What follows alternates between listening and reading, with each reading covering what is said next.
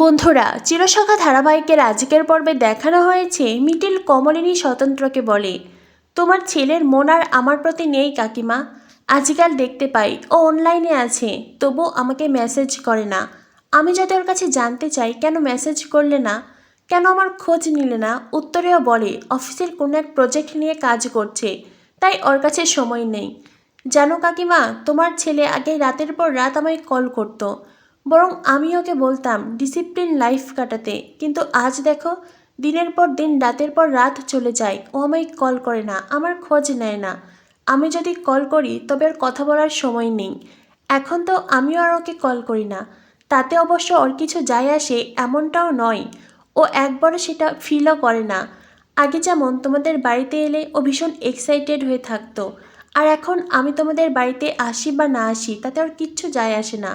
আর যদি এই বাড়িতে আমি এসেও যাই, ওর আলাদা করে আমাকে কিছু বলার নেই, আমার সাথে সময় কাটানোর ওর কোনো ইচ্ছে নেই। তুমি বলো না কাকিমা, এই অবস্থায় আমি কি বুঝে নেব? আমি তো এটাই বুঝে নেব ও আর আমায় ভালোবাসে না। কমলিনী বলে, এভাবে বলিস না মিটিল, তুই এই বাড়িতে বউ হয়ে আসবি আর কদিন বাদেই তোদের বিয়ে হবে। মিটিল বলে, আমার মনে হয় সেটা আর হবে না কাকিমা, ও হয়তো এখন আর বিয়ে করতেই চাইবে না। তবে এটাও ঠিক, ও আমাকে বিয়ে করতে না চাইলেই যে আমি মরে যাব, নিজেকে শেষ করে ফেলবো এমনটা নয়। তবে হ্যাঁ, ও আমাকে কেন বিয়ে করতে চায় না তার একটা যথেষ্ট কারণ আমাকে দেখাতে হবে। কাকিমা, আমার মা বাবা আমাকে যথেষ্ট স্বাধীনতা দিয়েই বড় করে তুলেছেন। তার মানে এই নয় যে এই বিয়েটা নিয়ে প্রথম থেকেই তারা খুব খুশি ছিলেন। আমার কিন্তু অনেক কাঠখড় পোড়াতে হয়েছিল, তাদেরকে অনেক বোঝাতে হয়েছিল। আর এখন যখন এতদিন পরেও আমাদের বিয়ে হয়নি, আমার মা বাবা আমার কাছে জানতে চায়, আমাকে প্রশ্ন করেন কেন এতদিনও আমরা বিয়ে করছি না। কিন্তু দেখো, আমার কাছে কোনো উত্তর নেই, তাদেরকে দেওয়ার মতন কোনো জবাব নেই। স্বতন্ত্র বলে, মিটিল তুমি তোমার নতুন কাকুর প্রতি ভরসা রাখতে পারো, আমি তো আছি, আমরা ঠিক একটা ব্যবস্থা করব। মিটিল, এই বিয়ের সিদ্ধান্ত শুধুমাত্র তোমাদের দুজনের ছিল না, এই বিয়ের সিদ্ধান্ত দুটি পরিবারের সিদ্ধান্ত ছিল। তাই বাবিল যদি এই বিয়েটা থেকে এখন সরে যেতেও চায়, আমরা সেটা হতে দেব না। মিটিল বলে, নতুন কাকু, ওকে যে জোর করে আমি বিয়ে করব, আমি তো তেমন মেয়ে নই, আর জোর করে কোনো সম্পর্কই টিকিয়ে রাখা যায় না। স্বতন্ত্র মিটিলকে বলে, তেমনি একটা সম্পর্ক ছেড়ে দেওয়া এতটা সহজ নয় মিটিল। একটা সম্পর্ক গড়তে হলে অনেক সময় প্রয়োজন হয়, অনেক দিন লাগে, অনেক কাঠখড় পোড়াতে হয়, তবে একটা সম্পর্ক গড়ে ওঠে। আর চাইলেই সেই সম্পর্ক ভেঙে ফেলা যায় না। মিডিল বলে, সবার সম্পর্ক তোমার আর কাকিমার মতন নয় নতুন কাকু, অনেক সম্পর্কই তো ভেঙে যায়, আর আমাদের সম্পর্কটার আগের মতন নেই। এখন তোমরাই বলো না, এ অবস্থায় আমি কি করব? আমার কি করা উচিত? আমার কি উচিত এরপরেও জোর করে বাবিলকে বিয়ে করা, নাকি এই সম্পর্কটা ভেঙে দেওয়া? কমলিনী বলে, মিটিল সব কি বলছিস? কিচ্ছু হবে না মা, তুই এই বাড়িতেই বউ হয়ে আসবি। এইসব নিয়ে একদম মন খারাপ করিস না মিটিল, চল না চল, আমাদের সাথে ঘুরতে চল। মিটিল বলে, কাকিমা সে আমি ঘুরতে যেতেই পারি, দেখো বাবিলের সাথে আমার সম্পর্ক থাকুক না থাকুক, তোমাদের সাথে আমার সম্পর্ক সারা জীবন থাকবে।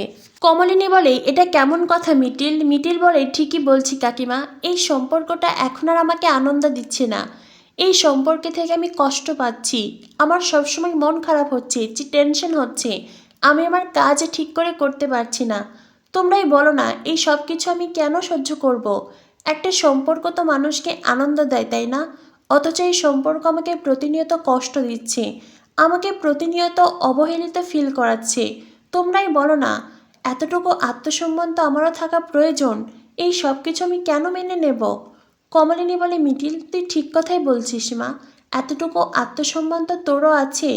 দেখ, এই নিয়ে আমাদের কোনো মতবিরোধ নেই, তবে জানিস তো এই বিষয়টি আমাদের জন্য বেশ ধাক্কার। আমি তো জানতাম বাবিল তোকে ভয়ঙ্কর রকমের ভালোবাসে রে, হয়তোবা ও 8-10টা ছেলের মতন সে ভালোবাসা প্রকাশ করতে পারে না, প্রত্যেকের ভালোবাসার গঠন তার একরকম হয় না, হয়তোবা তোদের ভালোবাসার গঠনও আলাদা। কিন্তু এখন যখন তোর এইটা মনে হচ্ছে তুই সম্পর্ক রাখবি কি না রাখবি না, তখন তো বিষয়টি সত্যিই ভীষণ ভাবনার। এখন তো মনে হচ্ছে তোদের সম্পর্কে সত্যিই ধুলোবালি ঢুকে গেছে। কিন্তু আমি তোকে বলছি মিটিল, তোদের এই সম্পর্কে আমরা দুই পরিবার জড়িয়ে আছি, আমরা প্রত্যেকে জড়িয়ে আছি। তাই আমি জানতে চাই তোদের সম্পর্কে কি এমন হলো যেই সম্পর্ক আজ এমন একটা জায়গায় এসে পৌঁছেছে। আমি আমার ছেলের কাছেও জানতে চাইব, সত্যি যদি আমার ছেলের কোনো অন্যায় থাকে তবে তার কাছে আমি জানতে চাইতেই পারি। মিটিল বলে, তোমার ছেলের কোনো অন্যায় নেই কাকিমা, বরং জোর করে সম্পর্কটা চালিয়ে নিয়ে যাওয়াই অন্যায়। আমি বাবিলের কোনো অন্যায় দেখছি না, তবে হ্যাঁ, ও আমার সাথে একটা অন্যায় করেছে। ও আমায় সরাসরি কিছু বলছে না। ও আমায় যদি বলতো ও আমার প্রতি ইন্টারেস্ট হারিয়ে ফেলেছে বা অন্য কারোর প্রতিও ইন্টারেস্ট, তবে আমি নিজেই মাঝখান থেকে সরে যেতাম। কিন্তু কাকিমা, ও তো আমায় কিছুই বলছে না। ও আমায় কষ্ট দিচ্ছে, প্রতিনিয়ত টেনশন দিচ্ছে। কাকিমা দেখো, আমি তো তোমার ছেলেকে ভালোবাসি। আমি বাবিলকে বড্ড বেশিই ভালোবাসি।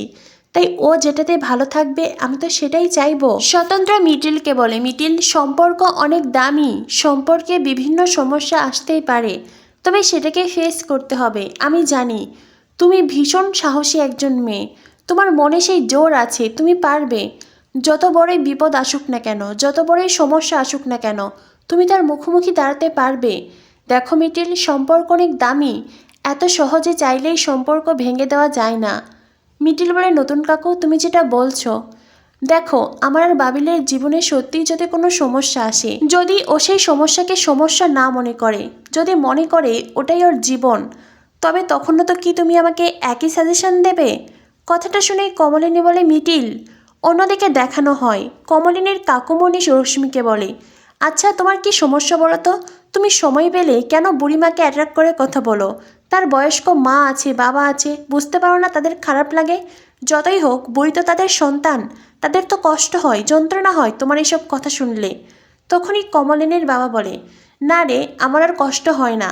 কি বলতো, এতদিন আমি এইটা বুঝে গেছি, যে জীবনে অনেক কিছুই পায়নি, বরং যার জীবনে অনেক অপূর্ণতা আছে, সেই অন্য কাউকে কিছু পেতে দেখলে হিংসে করে, তার হিংসে হয়। তখনই রশ্মি বলে, বাবা এটা কি বলছেন? আমি আপনার মেয়েকে হিংসে করি? কমলিনীর বাবা বলে, অবশ্যই হিংসে করো।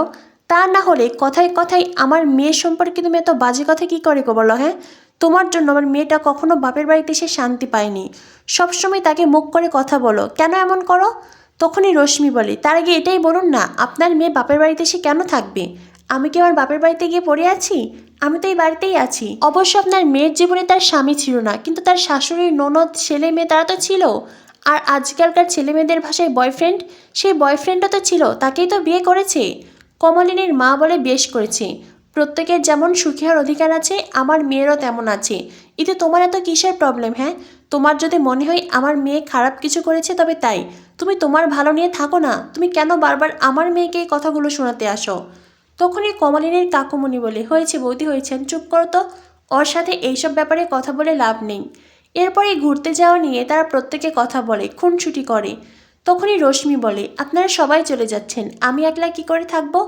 কমলিনীর কাকুমণি বলে, তো তুমি যদি একলা থাকতে না পারো তুমিও ঘুরতে চলো, তোমাকে তো ঘুরতে যাওয়া বলা হয়েছিল, তুমি যেতে চাও না।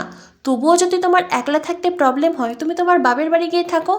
রশ্মি বলে, প্লুটোরা এইভাবে চলে গেল, আর তার অবর্তমানে আপনারা এইভাবে আনন্দ মজা করছেন, ফুর্তি করছেন, অথচ এই সময় নিজেদের একটু সমঝে রাখা উচিত ছিল। ছেলেটাকে হারানোর শোক তো এখনো ভুলতে পারিনি, তাই আমি এখন আর কোনো ফুর্তি করতে পারবো না। প্রয়োজন পড়লে বাপের বাড়িতে নয়, বরং অনন্যাদির বাড়িতে গিয়ে বসবো, তার হাত ধরে খানিকটা সময় বসে থাকবো। অথচ আপনার মেয়ে তো ওই বাড়ির বউ হয়েছে, তার তো উচিত ছিল অনন্যাদের পাশে দাঁড়ানো, কিন্তু সে তো একবারের জন্যই বাড়িতে যায়নি। নিজের স্বামীকে নিয়ে এতটাই ফুর্তিতে মেতে আছে যে।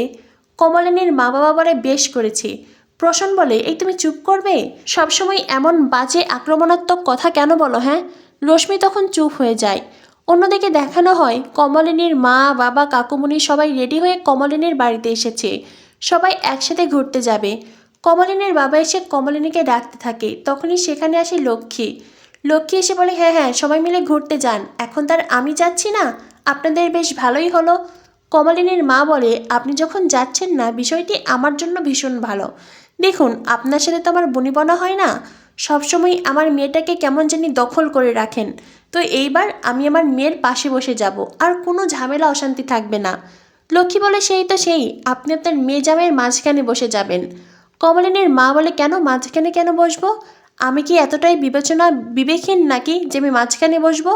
অবশ্য আপনি হলে সেটাই পারতেন, আপনি তো সবসময় আমার মেয়ের মাঝখানে বসেই যেতেন। কমলিনীর মা আর লক্ষ্মীর মধ্যে ঝগড়া খুনসুটি চলতে থাকে। তো বন্ধুরা বুঝতেই পারছো, একদিকে কমলিনীরা ঘুরতে যাচ্ছে, অন্যদিকে মিডিলের মন খারাপ, বাবিলের সাথে তার সম্পর্ক প্রায় ভাঙনের পথে। কি হতে চলেছে চিরসখা ধারাবাহিকে? চিরসখা ধারাবাহিকের পরবর্তী আপডেট পেতে আমাদের সাথেই থেকো। ধন্যবাদ সবাইকে।